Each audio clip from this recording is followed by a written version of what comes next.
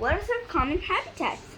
Common habitats include the polar habitat, the grassland habitat, the mangrove habitat, the leaf litter habitat, the rock habitat, the alpine mountain habitat, and even tree habitats. You might find birds or even mountain goats.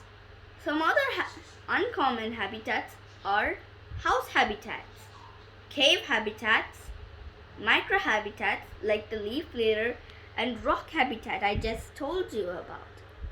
Webs too. Now, what's up next? What is matter? Matter is anything that is made up of atoms. Something like dark matter has gravity.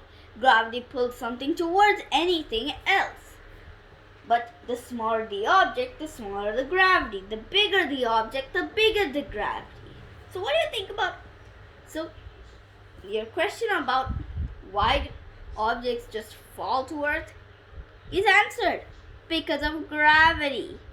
And because of that, gravity is constantly pulling on us again and again, not letting us to fly up into space. Since that, there's a limit for when we are too heavy so our bones can support us. Same like that. The more bigger we get and the more fatter we get, the more we are tugged by gravity and the more chances we are not able to move. Now, what's next? What is electricity? Electricity is actually a sea of electrons. You might have heard of the word atom. An atom is made up of a nucleus, electrons, and protons. But even neutrons are there. Now, protons have a positive charge, electrons have a negative charge, and neutrons have a neutral charge, neither positive nor negative. Amazing, huh? But when the electrons get separated from the protons and neutrons and then thrown into something that they can flow in, that sea of electrons is called electricity. Same like that, a battery has electrons which keep on going and going and going again and again, oxidizing itself and hence making the battery work and die. What's up next? What is an electric circuit? Well, an electric circuit is when electricity can flow around something, like wires. Here's a simple circuit you can make at home.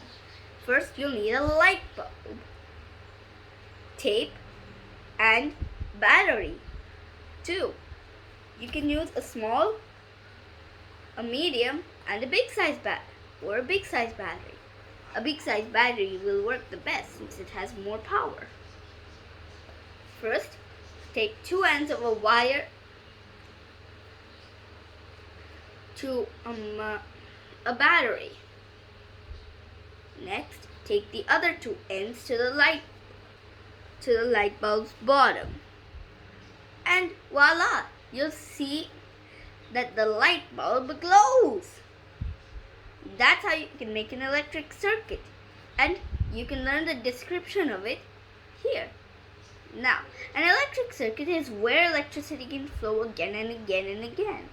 A simple one is just taking one big chunk of wire and connecting it to sides with a battery. The positive side, electrons flow.